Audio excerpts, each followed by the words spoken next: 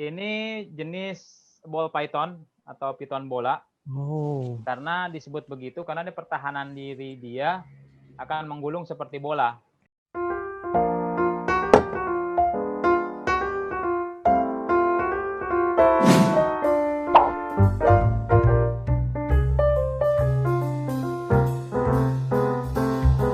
Assalamualaikum warahmatullahi wabarakatuh. Kembali lagi bersama saya Dudi dan Saya Dharma.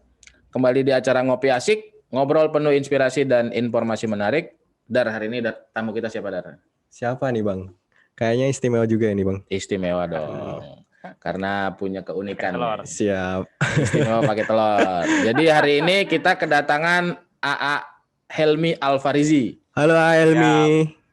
Gimana kabar, A? Sehat? Warahmatullahi wabarakatuh. Waalaikumsalam. Gimana kabarnya? Baik. Gimana kabar Bang Dud dan Dharma? Alhamdulillah Bang. sehat Bang. Saling mendoakan aja, semoga di situasi sekarang ini semuanya tetap sehat, bahagia dan imunitas terjaga. Amin. Ya. Ya, apa namanya? Lagi nggak sibuk nih ya? Lagi WFH aja. Lagi Banyak WFH-nya sekarang. Ya, karena mengurangi kontak juga ya dengan lingkungan memang, ya. Iya. Kebijakan dari kantor juga memang mengarahkan demikian. Jadi ya alhamdulillah punya sedikit kesempatan untuk banyak beraktivitas di rumah. Iya. Dan banyak online jadinya. Banyak kegiatannya online, kedinasan juga sudah mengakomodir untuk di online ya, karena sistem semua ya. Betul. Sudah bisa difasilitasi semua. Oh gitu. Jadi apa namanya, kalau sudah lebih banyak di rumah berarti kan nggak melulu kerja tuh, A. Justru jadi banyak kerjaan ya, termasuk maksudnya termasuk mengerjakan pekerjaan rumah, menyiapkan anak-anak sekolah, kan anak-anak juga online juga. Iya, betul. Jadi sering di rumah akhirnya jadi menyiapkan semuanya gitu kan, membantu. Ini juga mesti gantian ini. Ya karena justru bukan, kalau udah di rumah nggak cuma mikirin kantor ya. Betul. Kantor juga jadi 24 jam, kita buka aplikasi terus gitu kan. Dan ditambah ya pekerjaan-pekerjaannya lainnya. Ya nikmatin aja lah gitu. Oh ya, mungkin ada kegiatan apa gitu Bang dari Bang Helmi, mungkin selain mengurus keluarga di rumah atau apa gitu, mungkin ada kegiatan lainnya Bang? Boleh ceritakan? Ya palingan banyak di rumah ya, banyak kegiatan sehari-hari di rumah. Terusnya apa namanya, olahraga rutin yang menjaga kesehatan. Iya nih, aku monitor juga nih Instagramnya nih, asik sepedaan ya kan, di akhir pekan kali ya. Yang paling enak gitu menurut sepedaan saya. Ya, karena oh ya, perlu mungkin kita kasih tahu juga. Gimana Bang? Karena ini bagian dari silaturahmi online kita lupa kasih tahu tadi. AA Helmi ini adalah salah satu PDTT ya, A ya. Insya Allah ya. Di kantor Soekarno-Hatta. Oh, Suta Bang. Kantor Suta. Jadi AA Helmi ini salah satu PDTT di Suta. Dan memang hobinya olahraga. Saya pernah berada dalam satu tim juga sama AA Helmi. Tim apa itu Bang? Tuh, AA Helmi ngaku tuh. Saya pernah di bawah kepelatihan asik. Aduh, jangan dibongkar. Coach Bea Cukai yang punya lisensi AFC nih. Oh, jangan dibongkar. Jadi apa namanya, pernah satu tim sama A, dan alhamdulillah saat itu kita punya prestasi dan saya bongkar juga. A Helmi waktu itu dapat pemain terbaiknya. Jadi posisi apa Bang Helmi ini Bang? Padahal A Helmi ini penjaga gawang ya. Penjaga gawang tapi dapat pemain terbaik. Luar biasa. Iya kan? Berkat arahan Coach Dudi lah itu. Asik. Jadi kita nggak ngomongin ke sana nih ya, kita nggak ngomongin ke sana. Jadi apa namanya, saya kembali ke pertanyaannya Dharma nih. Kira-kira ada aktivitas lain nih dari A Helmi yang dilakukan di rumah? Saya tahu nih arahnya Dharma nih. Apa Bang? Nah, dia mau nanya nih, saya tanya langsung aja. Piaraan gimana, piaraan? Piaraan alhamdulillah lebih terurus. Jadi lebih punya banyak waktu buat ngurusin kan? Iya, jadi buat hobi juga apa namanya nggak terlalu banyak ditinggal gitu ya. Ya, selain olahraga tadi nih, betul. Ya Bang. Nah, selain olahraga, A Helmi ini punya hobi yang mungkin bagi sebagian orang agak ekstrim. Apa itu Bang? Termaksud Bang Dudi juga ya itu. Nah, saya sendiri bilang itu ekstrim karena agak banyak sih, cuma mungkin kalangannya tertentu dan Cuma ALMI sedikit ini gitu ya Bang? sedikit dan segelintir aja, dan ALMI ini salah satu mungkin di kita ini nggak banyak ya di BC ya secara umum, kalau di luar mungkin banyak komunitas dan sebagainya. Penasaran nggak? Penasaran banget Bang. Tanya aja langsung sama orangnya. Melihara apa sih Bang di rumah? Kalau peliharaan banyak di rumah, Heeh. ya termasuk hewan kesayangan, dari mulai hewan kesayangan yang domestik, kucing, kemudian Hmm. hamster sama hewan eksotik. Hamster. Nah, hamster ada pilihan anak-anak gitu. Oh iya, itu anaknya sudah dilatih untuk cinta sama makhluk Hewan, hewan. Nah, dimulai dari yang paling aman, hamster. Dari yang hamster. Kemudian ada juga hewan eksotik yang kebetulan ada di rumah, ada ular sama kadal. Ular Bang itu Bang. Ular. Itu yang golongan eksotik ya. Eksotik reptil ya. Reptilnya ular doang, Bang? Ular sama kadal. Astaga. Hah? Bang, itu apa nggak ada yang lain, masa ular sama kadal itu kira-kira? Kalau mau ada tambahan eksotik, di kantor kita nih, di belakang kantor banyak biawak, mau nggak? Biawak juga salah satu yang dipiara sebetulnya bagi hobiis hewan eksotik ya. Cuman kalau saya mungkin belum, mungkin karena keterbatasan tempat ya. Biawak juga dipiara? Biawak juga ada yang biara. Biawak juga macamnya banyak-banyak, dan kalau misalkan kita cari tahu itu bentuknya atau motifnya bagus-bagus gitu. Varanus, golongan Varanus itu bagus-bagus. Itu apa yang dilihat sih, biawak itu apa cantiknya sih? Ya mungkin kalau bagi masyarakat awam ya, hewan eksotik itu kadang melihatnya sesuatu hal yang menakutkan. Seperti tadi tentang apa cantiknya, apa bagusnya. Tapi kalau misalkan buat hobiis itu kalau istilah diulik lah gitu kan, dicari motif yang khas, kemudian sifat karakter yang sebetulnya biawak juga bisa, atau misalkan hewan eksotik bisa manja gitu kan. Bisa. Ada yang seperti udah itu. Kayak orang gitu ya Bang. Betul. Jadi kayak anjing dan kucing gitu, kadang-kadang digendong gitu, kemudian diajak jalan-jalan seperti itu. Jadi sebetulnya mungkin hanya paradigma masyarakat saja yang membedakan, oh hewan eksotik ini tidak bisa dipelihara atau tidak bisa dirawat gitu. Padahal sama seperti hewan domestik yang lainnya, anjing, kucing juga. Cuman mungkin kalau khususnya reptil ya kurang ekspresif, mungkin menunjukkan dia marah, dia senang, itu kurang ekspresif. Kalau anjing, kucing kan kelihatan. Anjing, ekspresi mukanya, gerakan ekornya, postur tubuhnya gitu. Ini kalau kurang ekspresif, tahu-tahu gigit aja enggak? Nah, lagi bad mood gitu ya Bang? Tiba-tiba lagi bad mood atau lagi siklus bulanan ya kan? Makanya itu kita harus kenal itu. Oh iya benar juga ya, bisa dipelajari ya. Bisa dipelajari sebetulnya. Tapi kan masih tetap aja nih. Tapi nggak apa-apa, kita menarik nih, kita hari ini justru datang silaturahmi ke ALMI khusus juga untuk ngulik-ngulik hobi uniknya ini. Betul ya kan? Saya coba kasih tahu apa yang saya tahu aja ya. Nah, jadi kita mulai nih, udah pembukaannya tadi udah, sekarang kita mulai tanya nih. Dari mulai kapan kenal yang begitu? Seolah-olah yang begitu gitu ya. Iya, kenal yang begitu, bukan yang aneh-aneh yang tadi yang kita omongin. Hobi langka ini Bang. Hobi langka dan aduh. Sebetulnya kenal secara spesifik reptil sih mungkin dari SMP kali ya. SMP. Nah, dari awalnya sebetulnya kenal hewan secara umum. Jadi melihat waktu itu kakek sering merawat dan miara burung kicau, banyak banget dia. Yang begitu nyemprotin. Saya ngelihat, kayaknya seru juga begitu kan. Oh, waktu itu kebagian piket. Sering ngeliatin aja. Oh, ngeliatin. Nah, kadang-kadang kalau misalkan ada anakannya yang masih kecil, suruh kasih makan. Jadi meracik makanannya, kasih makan. Jadi si burung itu lama-lama ketika dia sudah bisa terbang, nurut dia. Oh, waktu masih masa disuapin gitu ya? Betul, sambil belajar terbang dipanggil tuh nurut itu. Bisa interaktif juga hewan tuh seperti itu gitu. Akhirnya saya mulai tertarik, mulai coba-coba pelihara berbagai macam hewan. Dan sampai akhirnya pada waktu SMP kalau nggak salah mulai senang reptil gitu. Dan kelas kalau nggak salah kelas berapa? Kelas 2 SMP kalau nggak salah. Kelas 2 SMP udah mulai SMP Bang. reptil ya. 2 SMP itu Bang. Siapa orang yang bertanggung jawab ngenalin sama benda itu, sama hewan itu, spesies itu? Siapa nih Kak? Orang yang mungkin pertama kali ngenalin, pertama kali ngajakin atau apa? Lupa namanya.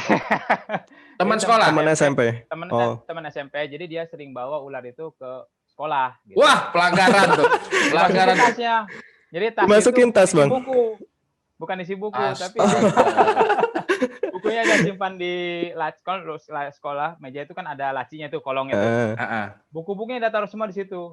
Tapi tasnya itu dia kasih kembung gitu kan, dia kasih supaya nggak gepeng itu. Kemudian masukin ularnya situ. Gitu. Dan itu tasnya isi ular Bang itu Bang. Iya. Kalau gurunya buka kaget ya. Malah membahayakan tuh. Ya maksudnya apa namanya? Justru buku ditinggal di meja, tasnya dibawa. Itu dibawa pulang pergi tiap hari. Tiap hari seperti itu. Gitu. Astaga. Saya akhirnya di situ mulai ternyata bukan yang sebelumnya tahu cuman hewan-hewan domestik ya, burung, kucing, ikan gitu. Saya mulai tahu ada hewan lain yang bisa dirawat gitu, dipelihara, diajak interaktif gitu. Akhirnya saya coba ngumpulin datang ke toko akuarium waktu itu kalau nggak salah. Lihat mahal nih harganya, saya bilang. Entarlah gitu kan, nabung. Melihat reptil yang lain, senang ada kura-kura Brazil. Waktu itu kura-kura Brazil dulu malah kalau reptil itu. Kura Brazil kan lebih mudah dan lebih murah harganya kan. Saya beli kura-kura Brazil, nabung lagi, akhirnya barulah dapat ular itu. Itu pun sembunyi-sembunyi dari orang tua tuh. Nah, itu saat itu tanggapan orang tua gimana? Ya kalau tahu ya mungkin suruh buang. Lah terus miaranya di mana? Miaranya jadi waktu itu saya bikin kantong kain gitu yang diserut gitu kan. Dari guntingan celana panjang. Celana panjang dulu kalau misalkan sudah ngatung gitu kan, pinggang masih muat tapi tingginya udah ngatung gitu kan. Kalau digunting jadi celana pendek kan. Iya. Nah, itu saya jahit ujungnya, salah satu ujungnya, ujung satu lagi diserut. Nah, itu buat saya bawa kemana-mana gitu. Jadi saya cantolin di pinggang, bawa main gitu. Jadi kayak kantong aja gitu ya? Iya, kantong gitu aja gitu. Dan itu dibawa main? Nyari makan, ya ke sawah dulu kan, rumah dekat sawah. Jadi nyari makan, nyari kodok waktu itu kan, kodok kecil. Kura-kura itu makannya kodok dulu? Ular. Setelah ular. Itu setelah kura-kura. Kalau kura-kura kan dikasih akuarium. Kalau kura-kura nggak masalah. Kalau orang tua kan dia cuma di dalam akuarium aja nggak. Dan mungkin berpikir dari sisi resiko nggak terlalu ini ya kalau kura-kura. Harmless lah. Saat sudah memilih ular, curi-curi dong. Nah, itu curi-curi. Nah, itu yang saya yang saya jahitkan kantong, kemudian saya bawa main kemana-mana. Karena kalau di rumah takutnya ketahuan, dibuang. malah nanti dibunuh atau apa ya? Kalau dibunuh sih kayaknya enggak kali ya. Orang tua nggak tega juga kalau bunuh hewan gitu. Paling dievakuasi ya. Dilepas liarkan. Itu kan enggak, mas saya kan ya hampir semua masyarakat yang mungkin awam kan pasti taunya ular itu adalah hewan berbahaya. Berbisa. Jadi saya juga waktu itu memberanikan diri karena melihat teman itu berani gitu kan, aman pegang ular tersebut. Ular tersebut hanya meliuk-liuk di tangannya, tidak berusaha menyerang ataupun mematuknya gitu kan. Akhirnya dari situ saya melihat, tidak seperti yang saya bayangkan gitu. Ular itu defensif, ular itu langsung menyerang gitu kan. Akhirnya saya juga coba meniru gitu dengan membeli atau mendapatkan hewan ular tersebut dengan jenis yang sama. Pasti belajar dulu ya dari temennya ya. Waktu itu ya belajarnya cuma ngelihat aja, nggak berani nanya-nanya juga, soalnya kan ya hanya teman, ya bukan teman main dekat lah gitu kan. Gitu. Jadi saya juga meniru dengan yang penting ularnya sama dulu. Kalau sama kan minimal dia sudah tahu itu tidak berbisa. Minimal itu kan. Kemudian karakternya sedikit banyak mirip lah dengan ular itu. Akhirnya meniru dengan jenis yang sama saya dapatkan itu. Oh, belajar dulu dari situ ya. Dari situ. Jenisnya apa itu, Jenis ular pertama itu apa? Lupa apa ya. Kalau nggak salah lanang sapi kalau nggak salah ya ularnya. Oh, Lanang sapi. lanang sapi. Nanti Itu- belum ngajar. Ya, lanang sapi itu sudah di-Indonesiakan. Ada ya Spesiesnya sudah di Indonesia. dikenalnya, Maksudnya dikenal. namanya sudah di-Indonesiakan. Banyak dikenalnya seperti itu di daerah Jawa karena memang banyak ditemukan di sekitar persawahan dan kandang sapi. Kalau misalkan di daerah Jawa Tengah kan kandang sapi kan biasanya nggak terlalu jauh dari pesawahan ya. Jadi areanya banyak di situ gitu. Oh, Hanya nama apa ya? nama umumnya yang lokal dikenal aja, ya. nama lokal. Mungkin di daerah lain namanya bisa berbeda. Jadi Itu itu jinak atau berbisa, Bang? Kalau jinak dan berbisa dua hal yang berbeda ya itu soalnya. oh. Kalau jinak itu berarti kan dia tidak agresif ya. Kalau misalkan berbisa atau tidak ya dia beracun apa tidak begitu. Kalau Nah, itu yang golongan yang mana? Beracun apa enggak? dia tidak berbisa. Oh, enggak. Berbisa Oh. dan beracun berbeda loh. Hah? Apa itu, Bang? Beda lagi. Beda berbisa dan beracun berbeda. Inilah Ilmu baru ini, Bang. Inilah gunanya kita tanya, Iya. ya kan? Jangan sampai kita salah ini. Nah, itu gimana penjelasannya, Pak? Sebelum Bisa jauh-jauh itu, kita. berbisa itu jadi hewan tersebut bisa menghasilkan racun sendiri, punya Oke. kelenjar racunnya. Seperti ular berbisa di daerah moncongnya di daerah atas itu ada kelenjar racunnya, rahang atasnya yang terhubung dengan taringnya. Nah, taringnya itu seperti jarum suntik. Ketika menusuk bisa akan disuntikan masuk ke dalam target gitu. Kalau beracun dia tergantung makanannya. Jadi kalau dia makan makanan yang sifatnya beracun, dia bisa menghasilkan racun. Racun itu dikeluarkan dari tubuhnya. Contohnya itu katak panah beracun. Pernah dengar? Pernah. Ya, itu yang banyak di Amazon ya. Kataknya kecil, kemudian punggungnya warna-warni, bagus banget itu. Itu beracun dia, tergantung makanannya. Kalau makanannya sering makan makanan beracun, serangga-serangga beracun, dia juga akhirnya bisa menghasilkan racun gitu. Tapi kalau dipelihara dengan dikasih makan yang bagus, misalkan jangkrik, kemudian dikasih serangga-serangga tikus putih yang masih merah gitu kan. Anakan tikus itu nggak akan beracun. Banyak juga yang pelihara itu katak panah beracun itu. Oh, berarti bisa jadi nggak beracun. Bisa nggak beracun selama makanannya tidak beracun. Sepengetahuan saya itu. Tapi ketika dia makan yang beracun, dia jadi beracun. Dia jadi itu beracun. keluar dari tubuhnya ya. Maksudnya kalau ular berbisa tadi kan bisa lewat gigitan, ya. Nah, kalau yang tadi itu kalau hewan beracun itu dari tubuhnya ya. Jadi menyentuh pun berbahaya dong. Berbahaya. Tetapi kalau misalkan pas tubuh kita luka ya, jadi racun itu bisa masuk ke dalam luka tersebut, masuk ke sirkulasi darah. Gitu. Oh, ada satu hal yang menarik nih. Kita buka lagi nih. Elmi ini, kita buka sedikit ya. Ini dulu basic sekolahnya Pak. Jadi ketahuan. Nah, jadi ketahuan. Kita dari sesuatu yang kecil tadi itu kelihatan tuh. Kalau Mas Dharma dari Gimana, mana, Bang? Prodip? Ya, dari Prodip. Siap, ya? dari Prodip, Pak. Kalau saya dari umum. Dulu penerimaan 2006 dari kedokteran hewan. Oh, sejalur, Bang. Apa namanya tuh? Sejalan. Makanya ini harus dibongkar. Nah, makanya jadi paham betul kan? Paham betul hobi yang dipilih dengan konsekuensinya, tapi tahu memanage ilmunya itu, Bang. Karena ilmunya ada di sana. Iya. Benar. Udah dari SMP soalnya, Bang. Dari SMP mungkin juga saat milih sekolahan kaitannya sama itu tadi. Betul ya. Benar tuh. Jadi minat mengarahkan ke apa yang akan kita ambil gitu. Nah, gitu. Karena memang dari kecil senang sesuatu yang hewan hidup gitu kan. Sesuatu yang hidup terutama hewan gitu sebetulnya. Akhirnya senang biologi. Biologi pun masih milih itu kan. Ada yang tentang tumbuhan, ada yang hewan. Gitu. Ya. Kalau giliran pelajaran tentang tumbuhannya, nilainya pasti jelek gitu. Karena nggak minat. Karena nggak minat. Jadi ngebayanginnya gitu. Tapi kalau misalkan tentang hewan, manusia, sesuatu yang interaktif lah gitu kan. Itu alhamdulillah diberi kemudahan untuk memahami, pelajari dan memahami betul. Jadi yang interaksinya jelas ya. Kalau interaksi sama tumbuhan mungkin agak susah ya. Pasif ya kalau pasif gitu. Jadi kemudian itulah yang mengarahkan ke milih sekolah. Nah, akhirnya milih sekolah cari apa nih gitu kan, ambil biologi nggak ada, akhirnya coba daftar ke Universitas di Bogor ya, kedokteran hewan, dan alhamdulillah keterima. Waktu itu di D3-nya sih sebetulnya. D3-nya ya. D3-nya. Jadi milihnya itu nggak sembarangan, Iya. ya kan? Udah sesuai minat, Bang. Udah sesuai minat, Iya. betul. Tapi kerjanya sekarang beda nih sama Pertanyaan berikutnya, kenapa jadi bea cukai? waktu itu karena ada lowongan ini ya, apa namanya? Rekrutmen ya? Apa, Oh, dog handler. penerimaan dog handler, karena Oke. dia yang dibutuhkan syaratnya itu D3 kedokteran hewan, D3 veteriner.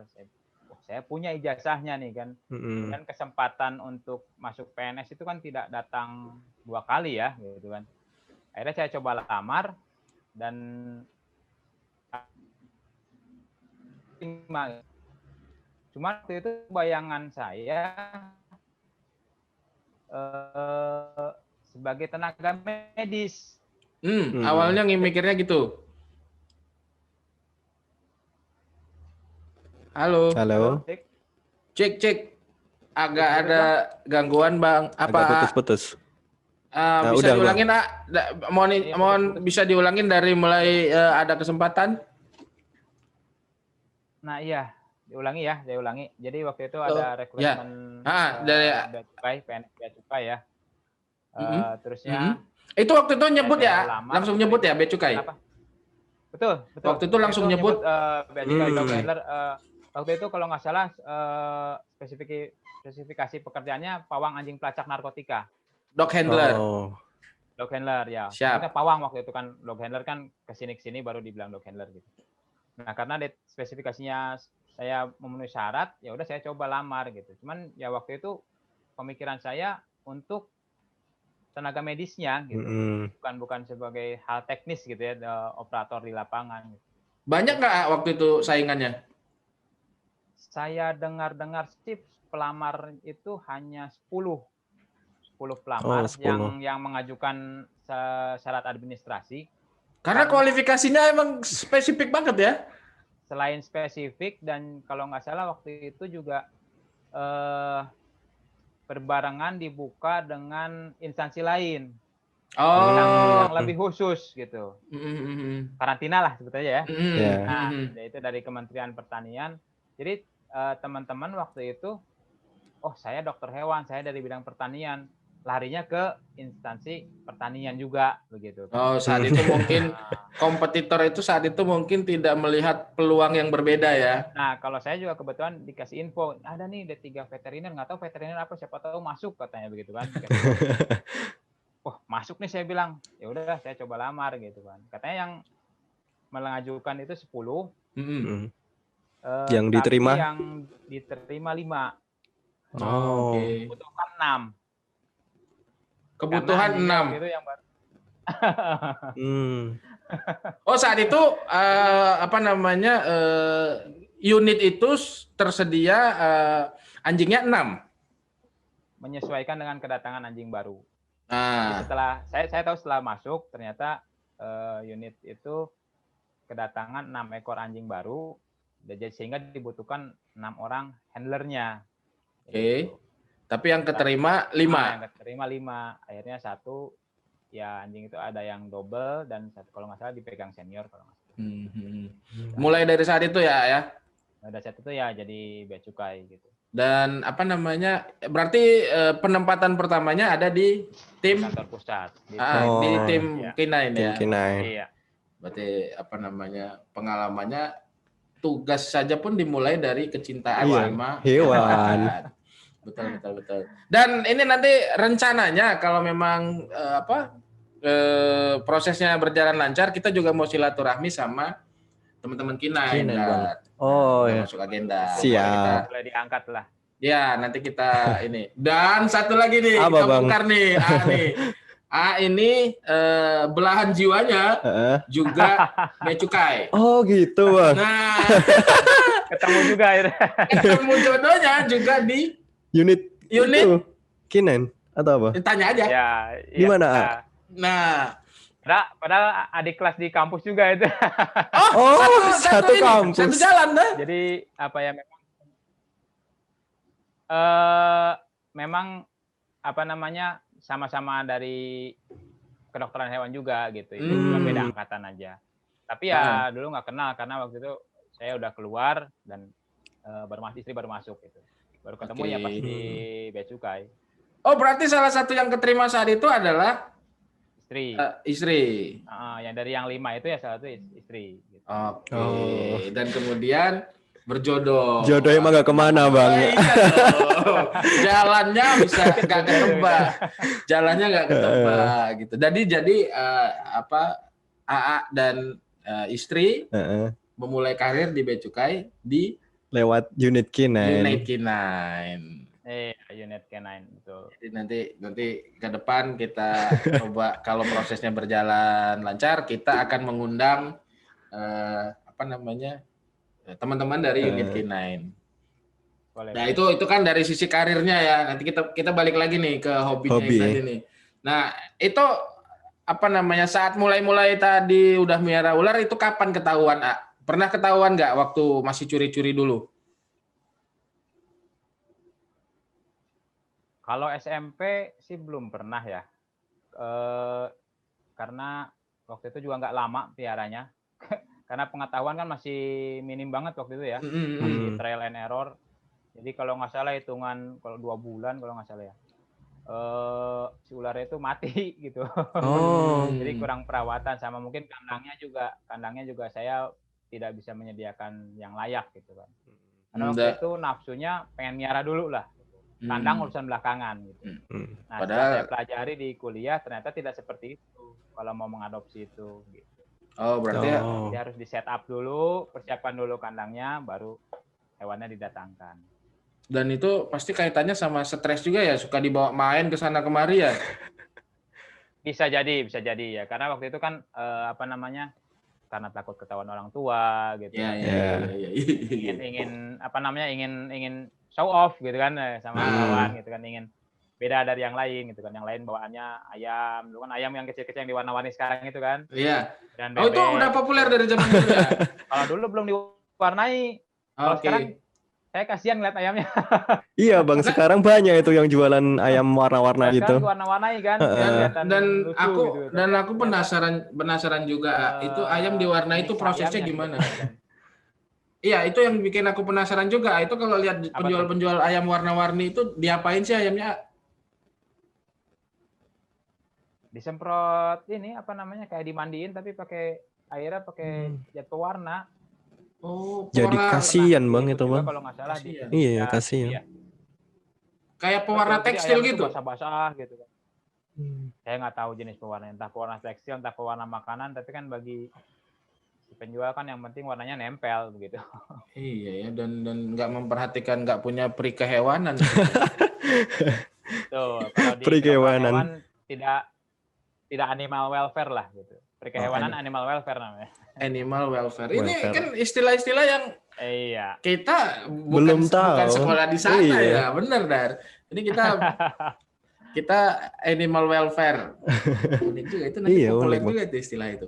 Ya itu juga sisa-sisa ingatan waktu kuliah kan, udah lama juga nggak belajar. Oke. Iya benar. Kehewanan juga. Tapi kemudian sempat berhenti berapa lama, A? Sehabis mati tadi ularnya. Mati piaraan pertama tadi. Yang terakhir ya waktu SMP. Kalau baru pelihara lagi tuh kuliah justru. Kuliah semester 2 kalau nggak salah. So SMA full nggak melihara hewan karena fokusnya udah beda ya kalau SMA. Justru SMA dulu main bola malahan. Jadi coba-coba main bola gitu kan. Cuman ya karena dari orang tua juga penekanannya ke arah akademik, jadinya memang SMA itu dipersiapkan untuk masuk kuliah waktu itu. Tidak pelihara ataupun tidak aktivitas lain, hanya sebagai tambahan aja. Dan benar fokus ke sekolahan. Kuliah semester 2. Iya. Apa itu, A? Merah ular itu pun. Ular. Langsung ke ular. Langsung ke ular ya. Jenisnya apa itu, A? Setelah jenisnya sanca kembang. Sanca kembang. Tuh Sanca kan. kembang, Yang apa besar Pulau itu nggak Kembang. sih, Kak? Betul, betul. Dia Oh. yang paling besar. Ini kalau Bisa ngomongin dia ular besar. nih, kalau ngomongin ular sama Helmi, Gimana, dilengkapi Bang? dengan nama Latin. Iya. Udah mengelupas di otak gitu, Bang. Udah di luar Dulu saya juga pernah nalar. dipanggil tuh sama Bang Dodi tuh. Ah, Nanti kan jangan buka berulangan rahasia, gitu. jangan buka rahasia. Jadi Saya ada pikir cerita dia mau di menarik. Apa, BAW Bang? kan. Aduh, saya pikir mau di BAW, ternyata ada shipment ya, Ada shipment shipment. yang Jadi ada ah, cerita menarik dulu sama Gimana, Bang? Helmi ini karena dulu saya kebetulan Heeh. amanatnya itu di unit pengawasan. pengawasan. Nah, kemudian di situ ada kiriman box Oh. isinya ular. Ular apa itu, Bang? Ya aku nggak tahu. Aku nggak tahu. Akhirnya aku panggil aku panggil sini ke ruangan. Minta tolong diidentifikasi dulu ini jenisnya apa. Langsung keluar kepala dah. Keluar kepala, nggak pakai referensi apa-apa. Udah hafal ya, Iya, Bang? udah hafal. Jadi begitu lihat, ini nama latinnya ini baru kita cari apakah dia melanggar ketentuan apa enggak. Oh. Hanya dengan melihat fisiknya. Cuman lihat aja ya, Bang? Cuman lihat doang. Ya nggak tahu ya, mungkin ya itu tadi karena terlatih juga ngadepin. Nah, Ya. ini salah satunya. Karena Mungkin kesukaan. itu mungkin ya apa kemudian manfaatnya buat organisasi ya kalau kita maju dulu nih. Apa kemudian manfaatnya buat organisasi ya salah satunya yang seperti kejadian Iya. tadi kali Dara ya. Betul. Ya pengalaman saya juga alhamdulillah kan sebelumnya kan pernah jadi pemeriksa barang ya. Kan di gudang RH yang menangani barang-barang yang cepat ya. Di dalamnya kan salah satunya ada hewan shipment itu. Ya. Jadi beberapa kali ya gimana ya? Jadi kayak mengungkapkan ini. Nah, iya. Nah, jadi kadang-kadang diberitahukannya tuh hanya sekedar nama latinnya saja. Tapi kan yang namanya kita bea cukai juga melihat pemberitahuan harga ya, gitu kan. Betul. Nah, dari situ alhamdulillah ilmu saya bisa bermanfaat menginfokan ke pejabat pengurus dokumen, peneliti dokumen untuk bahwa ini tuh bukan cuma sekedar kayak kalau sanca kembang ya sanca kembang biasa lah, bukan tapi juga mungkin sanca kembang yang misalkan tipe albino atau tipe apa yang punya Kekhususan khusus, betul. Sehingga harga di pasaran pun tidak murah gitu. Nah, tapi saat itu dalam beberapa kejadian itu dia tetap memberitahukan dengan spesiesnya ya. Spesiesnya sih betul diberitahukan, kayak misalkan ball python kan Python regius, kan dia diberitahukan situ Python regius gitu. Tapi kan Python regius kalau misalkan si pemeriksa itu hanya melihat oh iya, tapi kan kalau harus dilaporkan secara lengkap juga spek barang itu kan. Barang ya. Speknya apa, warnanya apa gitu kan. Ukuran betul. Karena pengaruh juga itu kan. Nah, ilmu saya alhamdulillah yang didapat waktu kuliah alhamdulillah bermanfaat gitu kan. Dan itu itulah sedikit sumbangsi buat organisasi. Keren dan juga, pasti Bang. ada kontribusi di situ kan soal dan pasti juga menularkan ke teman-teman yang lain. Ternyata ada case pengiriman seperti ini diberitahukannya apa, ternyata faktanya apa. Ini kan buat teman-teman yang muda-muda nih seperti Dharma baru, yang akan Bang. betul yang akan meniti perjalanannya juga hal-hal seperti ini mungkin penting ya. Penting banget, Bang. Dan itu efeknya buat itu katanya kan harus segala tahu kan. Harus segala tahu harus dengan semua tahu kan katanya. Betul, dengan semua disiplin ilmu juga ya. Betul. Karena yang barang yang kita temui juga kan berbagai macam variasinya. Jadi salah satu manfaatnya itu jadi Bang. Ya memahaminya bukan dari sekolah dari pengalaman aja tapi juga dari sekolahan gitu kan. Ada yang bisa dipelajari secara formal juga. Dan setelah lanjut miara sanca kembang lanjut terus tuh sampai sekarang. Waktu itu ya sampai sekarang masih gitu kan, masih ada beberapa. Kalau dulu kan cuma satu karena tempat juga cuma di kos-kosan, kamar kecil gitu kan.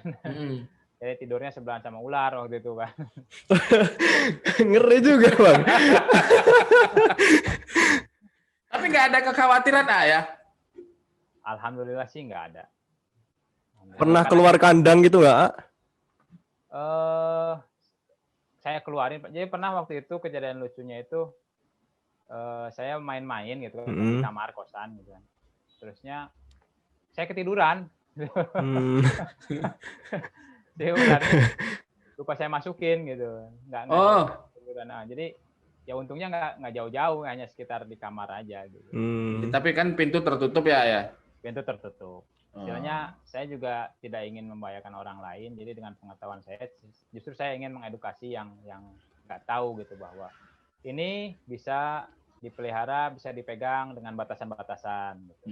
Syarat dan Hanya ketentuan. Tertentu, betul, ada tanda bintangnya gitu kan. Iya. Kecil tapi bintangnya.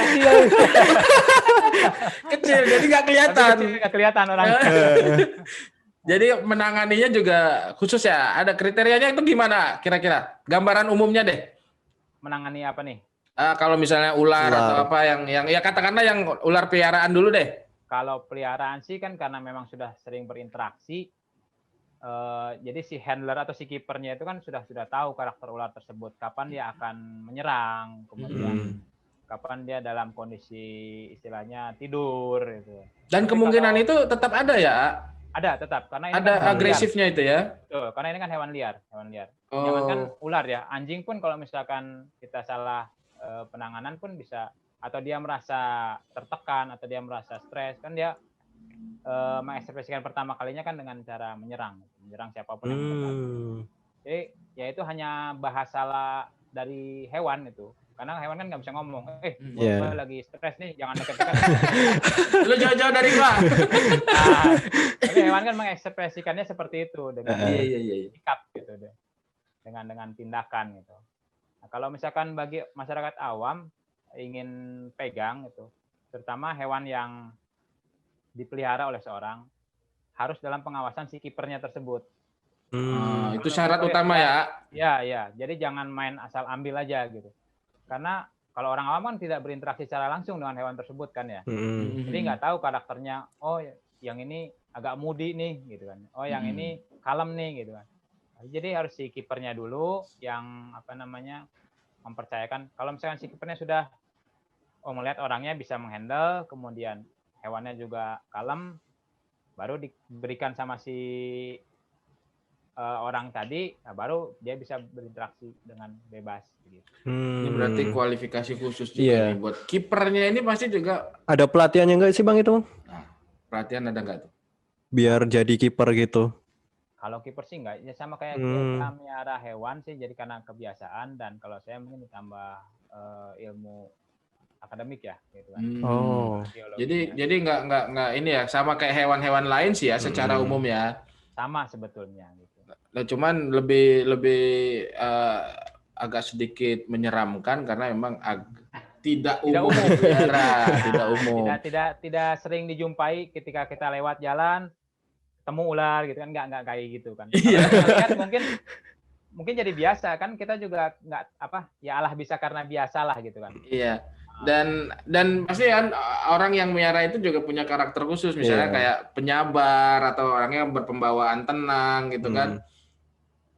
Rata-rata kayak gitu ya. Biasanya sih orang kalau yang senang dengan hewan biasanya begitu. Dia harus bisa membaca karakter hewannya kan. Betul. Jadi sedikit banyak dia harus bisa menurunkan egonya, nggak apa kata saya gitu, nggak. Jadi kita harus lihat dulu ketika mau handling atau kita mau apa, hewannya nih gimana nih, lagi agresif apa enggak kan. Ya kita harus menyesuaikan. Dan harus ada, untuk kita yang awam, harus ada didampingi dalam pengawasan. Ahli. Pengawasan ahli. Gitu. Dan selama ini hanya cuman ular, kalau reptil sih sebetulnya banyak ya.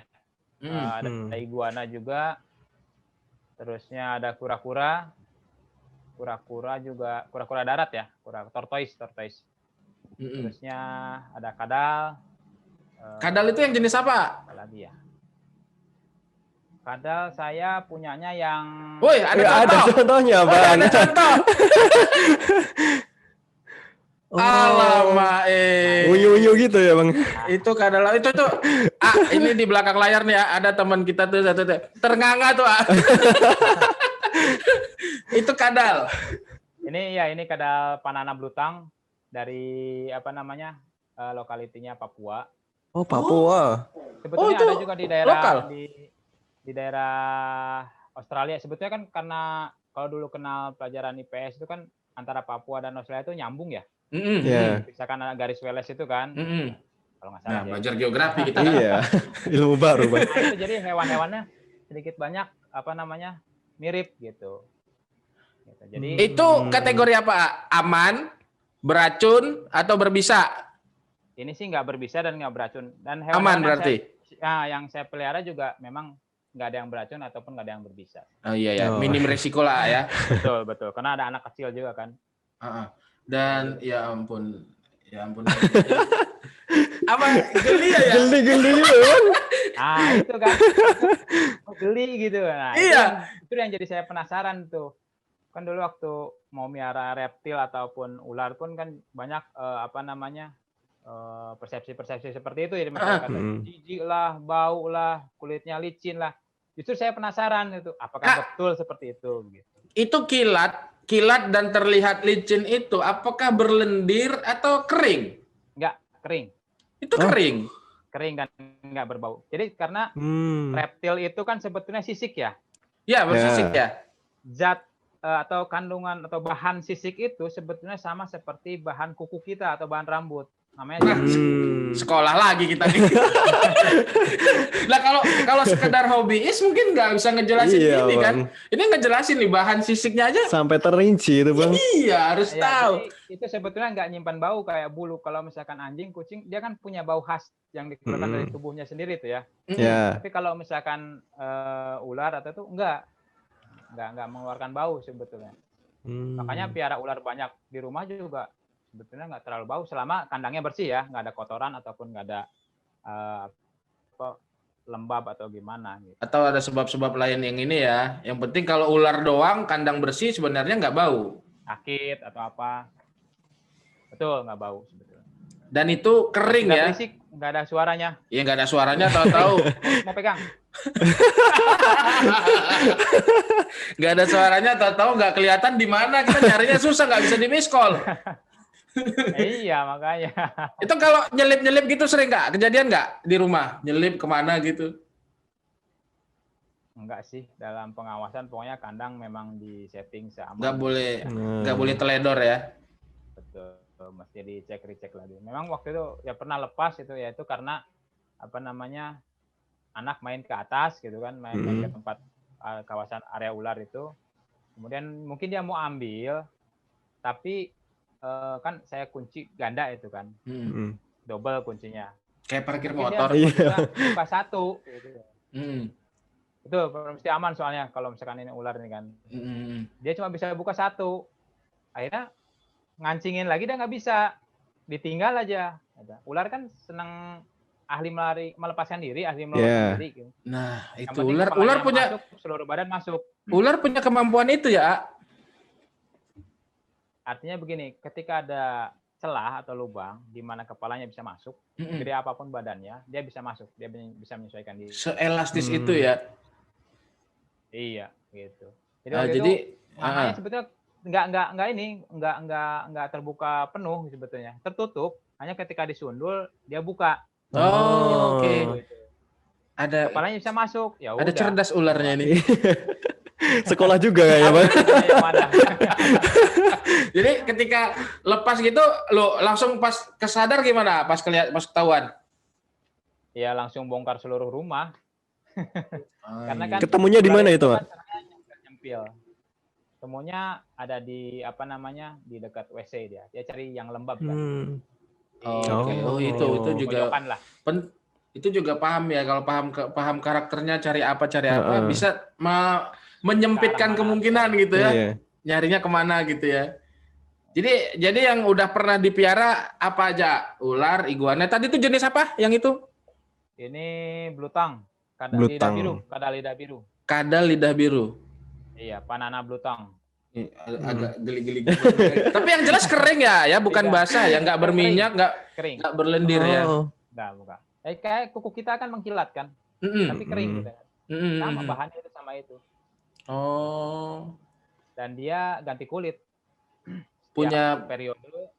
Kemampuan dia memperbarui. Kayak kalau kuku kita kan memanjang. Ya. Kalau di pangkal kuku itu kan ada bagian yang putih, yang muda. Nah, Yang itu kecil. kan akan mendorong, itu kan akan mendorong kuku yang keras yang depan. Mm-mm. Lama-lama yang kita potong. Sama kalau sisik ular itu atau sisik reptil itu dia gitu ganti kulit. Jadi Yang bawah akan mendorong yang atas. Oh. prosesnya dia akan tetap itu, dan itu dialami hampir semua reptil lah ya. Semua reptil ya. Hampir semua reptil. Dan Terus pernah sisik, selain kadal, apalagi ya yang pernah dipiara? Iguana, kadal, iguana, tortoise atau kura-kura darat. kura-kura ya. Terus Sekarang ada ular, A? ular ada. Ada contohnya Bang ini Bang. Ada contohnya. Makin geli Bang. Mana A? Lihat dulu A. Ada ular. Oh. Ini warna kuning ya, A? Ini kuning ya? Iya betul kuning. Kuning muda. Kuning muda kayak Pucat, kuning pucat. Banana, ya, banana pisang. Namanya apa itu? Ini jenis ball python atau piton bola. Oh. Karena disebut begitu karena dia pertahanan diri dia akan menggulung seperti bola. Dia asli dari daerah Afrika, banyak di daerah Afrika, benua Afrika. Itu Python regius. Usia berapa itu, A? Ini udah 2 tahunan kalau nggak salah ya. Udah berapa lama di tangan A? Udah dari kecil ini. Dari bayi ya. Kelihatan nggak motifnya nih? Cakep. Ada bintik-bintiknya itu ya Bang? Iya, tapi ada bintik-bintik kehitaman ya. Ada bintik hitam. Itu sekarang umur 2 tahun. Biar rata-rata usia berapa, A? Kalau ular panjang umurnya ya. Bisa panjang ya? Sampai puluhan tahun. Oh, puluhan tahun. Sama pemeliharaannya baik. Makanya. Ini loh. Hah? Nggak nyusahin. Itu ya, apa namanya? Nggak ribet, A? Makannya gimana, A? Nggak ribet. Makan kita kasih makan tikus putih ya. Seminggu sekali lah paling cepat. Berapa ekor? Kalau yang ini tergantung ukuran tikusnya sih. Kalau yang tikus kecil ya mungkin bisa sampai 3 atau 4. Tapi kalau yang ukuran di bawahnya tikus got ya, medium berarti sekitar 1 lah palingan. 1 aja cukup untuk seminggu? Paling cepat seminggu. Atau kadang-kadang kita melihatnya dari dia sudah buang kotoran apa belum. Kalau misalkan dari hasil pencernaan sebelumnya dia sudah buang kotoran, nah berarti dia udah siap makan lagi. Dan itu biasanya paling cepat sekitar seminggu sampai 10 hari kurang lebih. Oh, itu bisa jadi patokannya gitu ya? Ya, lewat karena kotoran. Kan ular kan lambat. Pencernaannya kan lambat ya. Dia nggak makan sehari 3 kali kayak kita kan. Jadi kalau nggak ribet. Jadi misalnya kandang dibersihin, kasih makan. Jadi tanda berikutnya dia perlu makan lagi adalah saat ditemukan kotoran. Sampai belum ada kotoran ya kandangnya bersih aja terus, makanya nggak berbau. Kandangnya butuh sirkulasi juga dong, A? Pasti harus ada sirkulasi yang baik. Ya. Cuman reptil itu kan dia bisa bertahan dengan oksigen 10% pun dia bisa bertahan. Makanya kalau shipment reptil itu kelihatan kayak tertutup banget kan. Kalau pernah ngelihat kotak pengiriman reptil itu kotak kayu, peti gitu kan. Udah itu dia dimasukin ke dalam karung-karung lagi, kemudian ditutup lagi kotaknya, dimasukin jerami atau apa biar nggak ada guncangan, terus dibolongin kecil-kecil. Cuman gitu aja. Dan dia bisa bertahan selama perjalanan dari luar negeri ke Indonesia gitu kan. Itu pernah diketahui nggak berapa lama bisa dalam kondisi kedap kayak gitu? Dia ya, bisa. Selama ada 10% itu dia bisa bertahan terus. Oh gitu ya? Iya. Nggak engap ya tuh Bang. Kalau kita mikirnya engap ya. Kalau kita udah engap, udah takut ruangan kecil lagi, klaustrofobia gitu kan. Iya, sempit gelap gitu kan. Justru ular dikasih ruang gede pun akan mojok gitu kan. Tetap menggulung di satu tempat gitu. Di satu sudut aja ya. Ular. Di satu sudut aja. Kadang kita kasih tempatnya gitu kan, tempat persembunyian. Ular, kadal, iguana. Itu interaksi sama anak-anak di rumah juga, Doa? Iya, anak-anak juga saya kenalkan dari awal bahwa tidak semua hewan itu berbahaya, tapi ya atas pengawasan. Pernah juga saya bawa ke sekolahan anak, gitu kan. Waktu itu ulang tahun anak, tapi dia pengen memberikan sharing ilmu ke teman-temannya. Oke. Keren. Apa namanya? Anak Guru saya yang guru pertama undangan, itu- guru undangan ya. Ya saya juga waktu itu kebetulan mengundang organisasi pencinta reptil juga, Reptil, supaya bawa koleksinya lebih banyak juga. Habis itu ya terakhir sesi foto gratis gitu sama ular. Kan kalau di kebun binatang kan bayar kan jepret 15.000 gitu. Bayar, Apalagi kalau iya. sama kucing lebih mahal lagi tuh. Ya, bukan lagi dan. Terus di itu ya di momen ulang tahun itu dia nitipin edukasi ya buat teman-temannya ya. Iya. Jadi waktu itu kita coba jelaskan. Kalau ketemu ular ya jangan panik gitu kan. Oh, sama pengetahuan handlingnya ya. Handling betul. Terus jangan sembarangan pegang, walaupun kakak-kakak yang di depan semua bawa ular. Artinya hanya ular ini saja atau hanya ular yang dalam pengawasan orang yang ahli yang bisa dipegang. Gitu. Karena anak-anak kadang-kadang mungkin khawatirnya kita melihat, Om itu pegang ular bebas gitu kan. Ketemu ular di jalan, main pegang aja, nggak tahu ular apa kan. Iya. Yang penting itu, gitu. Yang penting itu. Kita bukan cuma memberikan pengetahuan supaya berani, tapi juga harus karena tahu ilmunya harus berhati-hati gitu. Jadi ular itu kalau buat saya bukan untuk ditakuti lah. Gitu. Sedikit berbagi tips nih, kalau misalnya kita bertemu pada keadaan di mana kita ketemu ular yang mungkin kita belum bisa mengidentifikasinya, kita ngapain ya? Misalnya di ruangan atau di mana gitu? Kalau di alam, kalau memungkinkan tinggalkan saja mendingan.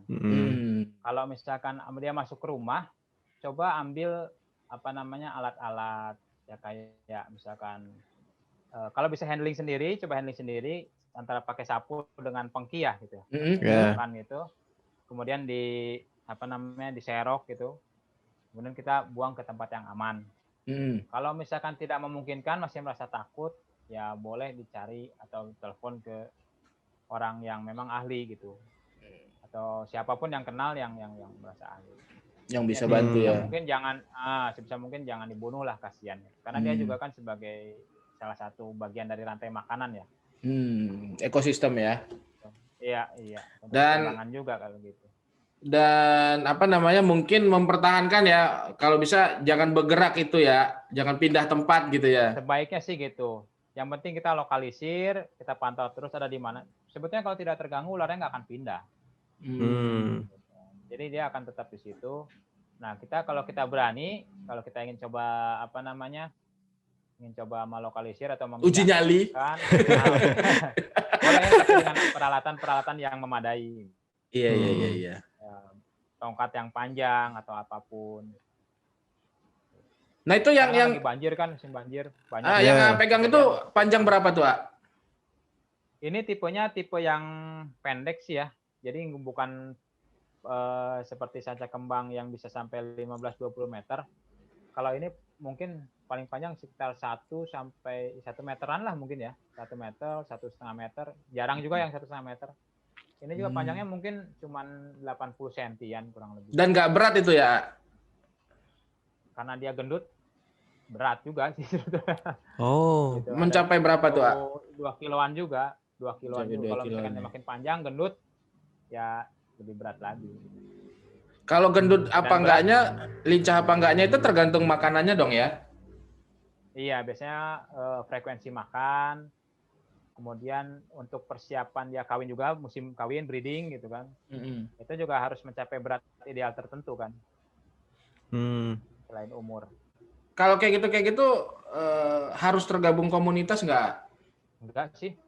Gabung Enggak, komunitas biasanya untuk memudahkan kita sharing informasi ya. Karena kalau misalkan kita sendiri kan trial and error, ketika ngelihat ada ingusan itu, kenapa ini gitu kan. Tapi kalau misalkan sudah bareng komunitas kan, itu tanda-tanda penyakit ini, penanganannya, pertolongan pertama mungkin bisa di treatment seperti ini gitu. Terus kalau misalkan urgent, bisa kontak ke dokter hewan di daerah sini, ada di sini. Nah, informasi-informasi itu banyak di komunitas, mudah didapatkan. Oh, Karena banyak yang pengalaman juga kan. Kalau saya kan ini hanya sekedar iseng, hobi di rumah gitu kan. Isengnya begitu ya. Sekarang kita tanya nih, nilainya A. Nilai jual atau gimana? Nilai jualnya Iya. angkanya itu gimana? Kalau misalnya kita, ini misalnya kayaknya Dharma tertarik. Udah geli duluan, Bang. Variasi sih ya nilai ular itu ya. Dan itu kadang-kadang tergantung kesukaan atau sayang banget nggak sih handlernya itu sama ular itu. Karena kan ular itu kan tidak ada pabriknya, nggak tahu nilai produksinya gitu kan. Oke, nggak ada ininya ya, nggak ada ukurannya ya. Betul. Mungkin untuk tipe normal ada orang yang menghargainya ratusan ribu ada, tapi ada yang sampai dengan jutaan juga ada, begitu kan. Ada kaitannya sama harga pasar nggak? Harga pasar sebetulnya ditentukan harga kesepakatan aja sebetulnya. Oh, suka sama suka aja ya. Kalau misalkan saya hargai ini misalkan 6 juta, orang di tempat lain untuk jenis yang sama mungkin hanya dapat 4 juta, mungkin ukurannya sama, beratnya sama, jenis kelamin sama gitu kan. Ya bisa jadi seperti itu. Gitu. Tergantung deal-dealan aja ya. Iya, kalau pembeli kan maunya yang murah gitu. Iya pasti. Nah, tapi kalau misalkan si empuknya ini atau si kipernya ini merasa bukan cuma sekedar barang ya, tapi udah ada jadi ikatan emosional ya. Ini udah sayang banget nih, udah sering, udah bonding banget lah istilahnya gitu. Ya itu bisa priceless gitu. Oke. Itu uniknya di hewan seperti itu. Iya ya. Jadi tergantung kesepakatan. Iya, Bang. Karena bukan barang pabrikan gitu kan. Ya, bukan barang pabrikan kan. Nggak diproduksi ya. Iya, kalau pabrikan kan jelas bahannya sekian. Ini kan makhluk ciptaan Tuhan. Gitu. Iya. Itu juga ngaruh ya, motif itu ngaruh juga ya? Betul, motif itu juga ngaruh. Dan motif itu juga kan kita tidak bisa ciptakan, saya mau motif begini. Kalau misalkan secara genetiknya ternyata lain kan mungkin bisa jadi lain. Tapi kan itu ganti kulit nanti ya? Tetap motif dan warnanya tetap. Oh, motifnya tetap ya? Tetap. Nggak berubah-berubah. Oh gitu. Jadi ganti kulit itu kan hanya kayak begitu terkelupas dia kan hanya kayak lapisan plastik tipis. Oh iya. Oke. Transparan tuh ya? Transparan betul. Oke, jadi saat dia ganti kulit motif nggak berubah ya? Nggak berubah. Saat dia membesar tubuhnya juga nggak mempengaruhi motif? Nggak, motifnya kan dia nempel di di sisiknya. Di sisik spot yang hitam ya sisik tersebut akan terus hitam. Begitu. Melihatnya seru saya sebenarnya cuma kayaknya agak gimana gitu ya. Kan kalem kan? Iya. Kalem kan nggak maksudnya kalau misalkan hewan lain mungkin kadang nggak betah lama-lama. Ya mungkin enak aja dipegang gitu. Dan dia melingkar-lingkar aja di situ nggak berusaha menghindar atau menjauh dia ya. Gigit gak itu? Enggak sih, paling jalan-jalan aja dia. Oh. Dan gigit ya pasti, bentuk pertahanan hewan itu kan pasti gigit, nyakar gitu kan. Nah itu pernah digigit nggak? Sama yang ini nggak pernah. Nggak pernah ya. Dan ya, mungkin bagi tips lagi nih, sepintas sekilas saja membedakan ular yang berbisa sama yang enggak. Yang berbisa sama yang enggak, yang jelas yang berbisa itu ada kelenjar bisanya ya. Ya. Tapi kan itu di dalam. Gimana ngelihatnya? Kalau secara masa ya ularnya suruh mangap dulu kan nggak mungkin. Kalau secara fisik biasanya ya, dia dari bentuk kepalanya. Halo. Ya. Gangguan lagi gimana? Masuk nggak? Suaranya masuk. Masuk. Kalau secara fisik gimana? Ya secara fisik biasanya dari bentuk kepalanya. Kalau misalkan kepalanya segitiganya sama kaki lah gitu ya, runcing banget gitu, itu udah pasti dia berbisa. Gitu. Contohnya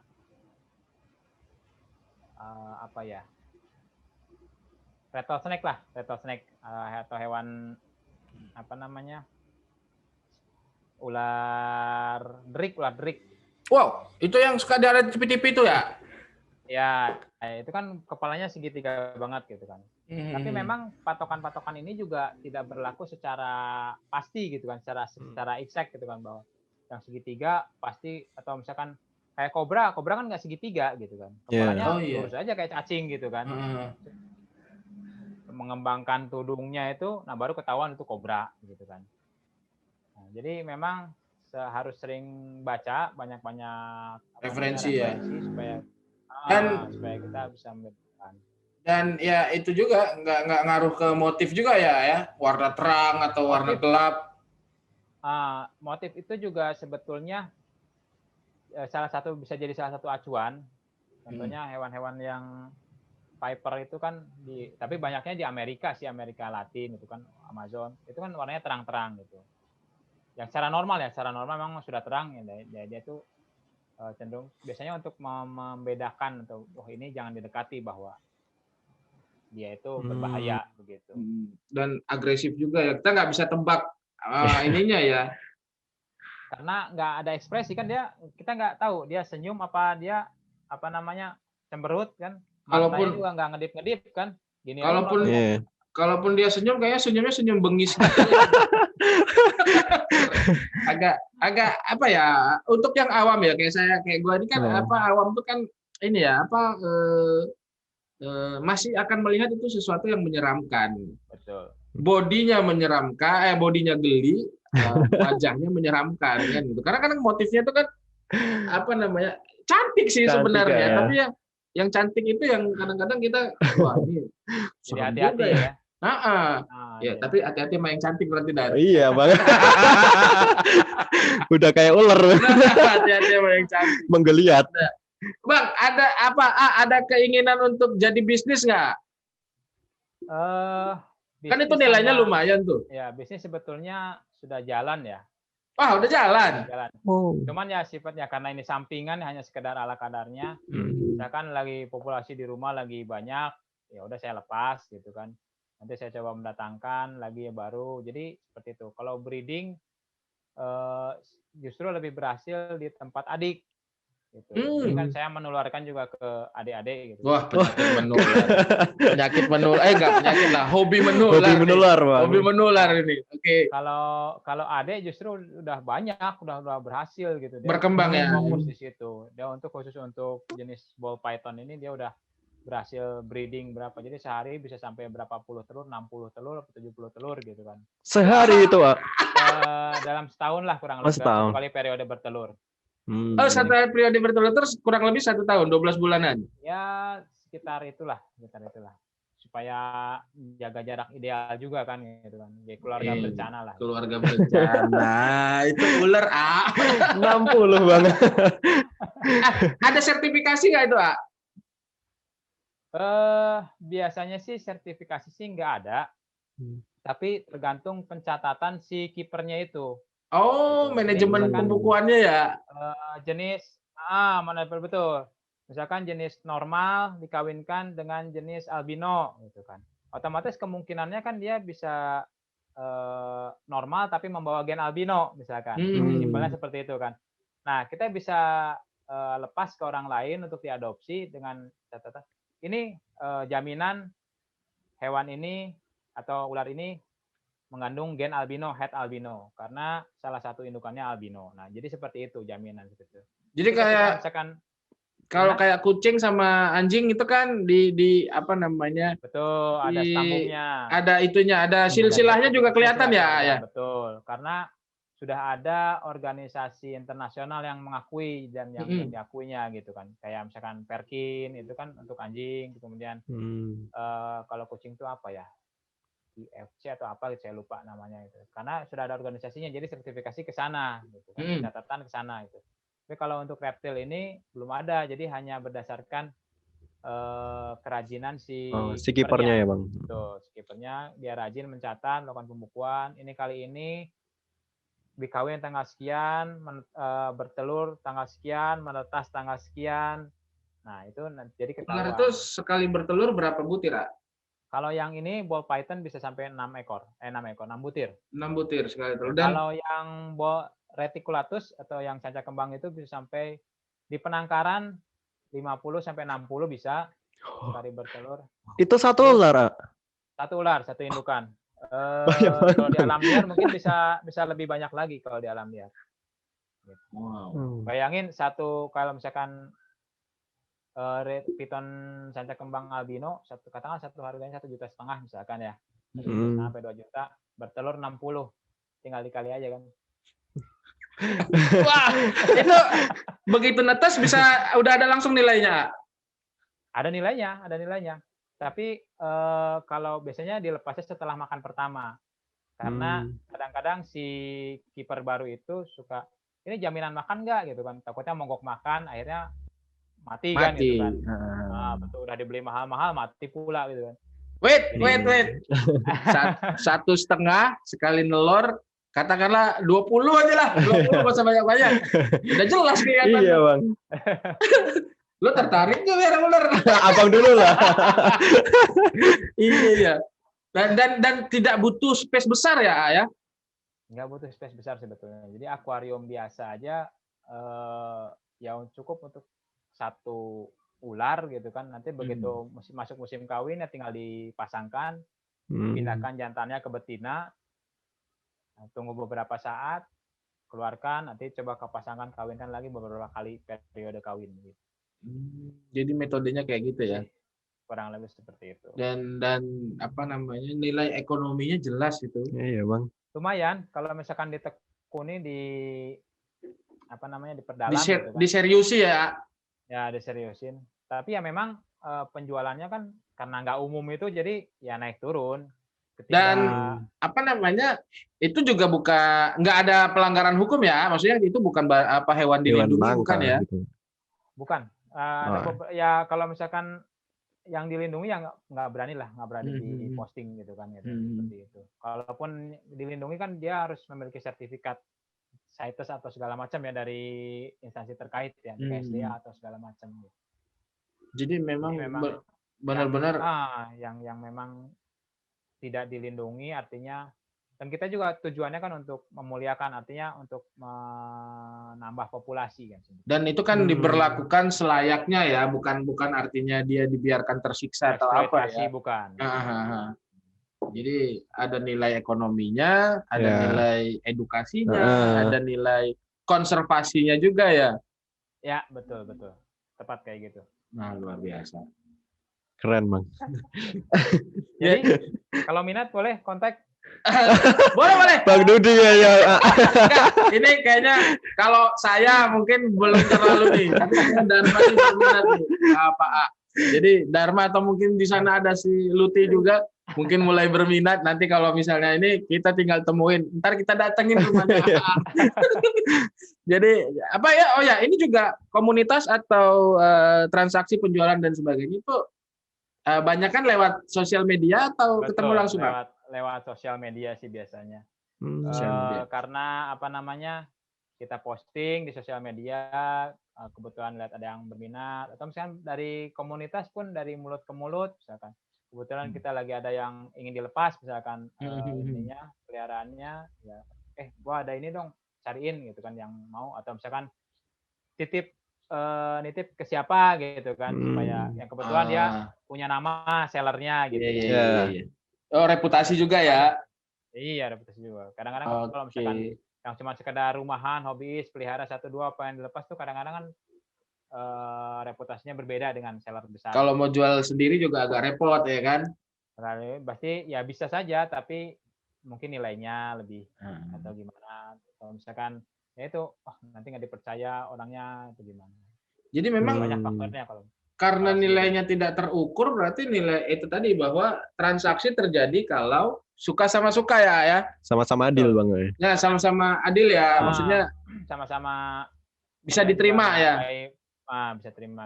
Dia juga menghargai penawaran kita. Dia juga nawarnya nggak sadis misalkan gitu kan. Ya. Nggak Afgan kalau online bilang. Istilahnya ya kita cari jalan tengah lah gitu. Iya. Jadi memang namanya hobi, nilai itu mungkin nggak terlalu jadi masalah, tapi tetap dengan tata krama yang enak lah ya, bisa Iya betul ya, diterima. namanya juga ya sebetulnya sih bukan jual beli ya jatuhnya, karena tidak ada value yang bisa dinilai sebetulnya kalau dari hewan hidup ya, udah priceless sebetulnya kan kalau namanya hewan makhluk Tuhan itu kan nggak ada yang bisa dinilai. Dan bukan cuma soal reptil atau ular ya, burung Wah, atau iya, apa iya, gitu betul. juga kan. Lebih cenderung ke arah ganti biaya perawatan lah. Kurang lebih Adopsi seperti gitu itu. ya. Iya, Adopsi nyebutnya lah. aja adopsi Adopsi. ya. Idealnya adopsi lah gitu. Iya, iya, iya, iya. Gitu. Karena tidak ada nilai produksinya gitu. Siap, Tapi siap, siap. dari situ berdasarkan rasa suka, rasa sayang si handlernya atau si kipernya itu dia bisa jadi nilai tambah besar. Nilai plus gitu kurang lebih. Kalau ngomongin ular bisa, namanya kita masih penasaran ya pasti panjang waktunya Iya, gitu Bang. kan. Nggak habis-habis yang mau kita tanya. Not lihat langsung aja mendingan sambil bisa sambil pegang gitu kan. Iya sih, pengennya gitu, pengen gitu sih. Digantung di leher gitu ya, Bang. Digantung di leher atau apa kayak yang dipoto-foto di mana di kebun binatang. Ya kan? Binatang kan bayar gitu kan. Iya, berbayar dan apa namanya nggak setiap saat juga kan kita bisa ke sana. Tapi kalau ke rumah Helmi kayaknya kalau ada kesempatan mungkin kita akan kunjungin di rumah Helmi biar kita melawan rasa takut dan geli tadi itu. Nah, itu kita coba lawan juga dulu. Ada pengalaman tuh masalah rasa takut itu juga. Jadi waktu tinggal di mes ada kawan yang kawan satu mes gitu. Dia betul-betul takut banget. Yang namanya takut itu lihat dari jauh aja udah kabur. Kaburnya udah lari sekencang-kencangnya. Laki-laki itu, Pak. Laki-laki. Laki-laki atau perempuan gitu kan. Iya. Tapi akhirnya saya pelihara itu kan di luar kamar gitu kan. Karena kamar penuh kan udah ada barang anak-anak segala macam. Tempat saya menyimpan ular itu jalan yang harus dilewati semua orang kalau mau ke kamar mandi. Jalan umum. Jalan umum ya. Nah, orang itu kalau mau kamar mandi pasti harus lewat kandang ular kan? Iya. Awalnya dia harus pindah ke mes lain untuk ke toilet gitu kan. Tapi lama-lama mungkin capek juga seperti itu, akhirnya dia coba mengalahkan rasa takutnya. Saya nggak paksa untuk pegang nih gitu, nggak kayak gitu, cuma sekedar biarin aja di situ gitu. Akhirnya dia mulai berani lewat, berani ngelihat di akuariumnya gitu kan. Sampai akhirnya sekarang sudah berani pegang. Jadi itu mungkin didorong dari rasa takutnya dikalahkan oleh kebutuhan ke kamar mandi ya. Keterpaksaan. Awalnya terpaksa dia. Awalnya terpaksa, lama-lama terbiasa, Bang. Karena kebutuhan ke toilet. Jadi lama-lama. Sebetulnya dari situ kan kita bisa lihat bahwa yang ditakutkan itu sebetulnya nggak ada gitu kan. Hanya masalah perspektif aja gitu. Sugesti ketakutan ya. Ketika hal itu sudah bisa diatasi dengan baik, toh itu juga bisa hilang dengan sendirinya rasa takutnya gitu. Dan ada ini juga kan ya, ada kayak kontes-kontes atau apa gitu? Betul, ada kontes-kontesnya. Biasanya dilihat dari motif, kerapian motif gitu. Kalau misalkan acak juga acak yang rapi gitu kan. Acak tapi berpola. Gimana dia? Acak tapi berpola. Acak tapi berpola. Itu kriteria penilaian ya? Ya salah satunya itu sih. Biasanya lihat dari juga kesehatannya, dilihat juga dari perbandingan usia dengan bobot tubuh gitu misalkan. Ada banyak faktor lah yang menjadi penentu. Biasanya cuman rata-rata biasanya berdasarkan motif atau pola, kekhasan ciri khas. Dan biasanya sejalan ya, prestasi di kontes akan menaikkan harga jual.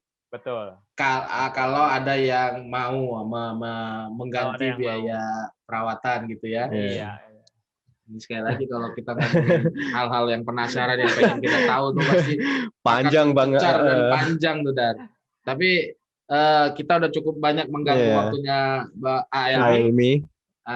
Kita ngucapin terima kasih ya. Nanti kalau ada hal-hal yang mungkin ketertarikan kita lebih lanjut atau apa, atau nanti ada yang komen-komen di video kita, ada yang nanya-nanya, ya mungkin AA juga akan dicari nih gitu kan.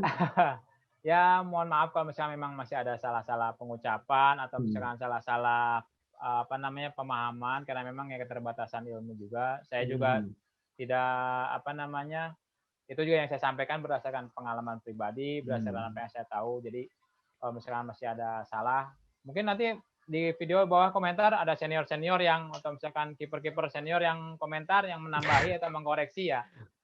Ya monggo.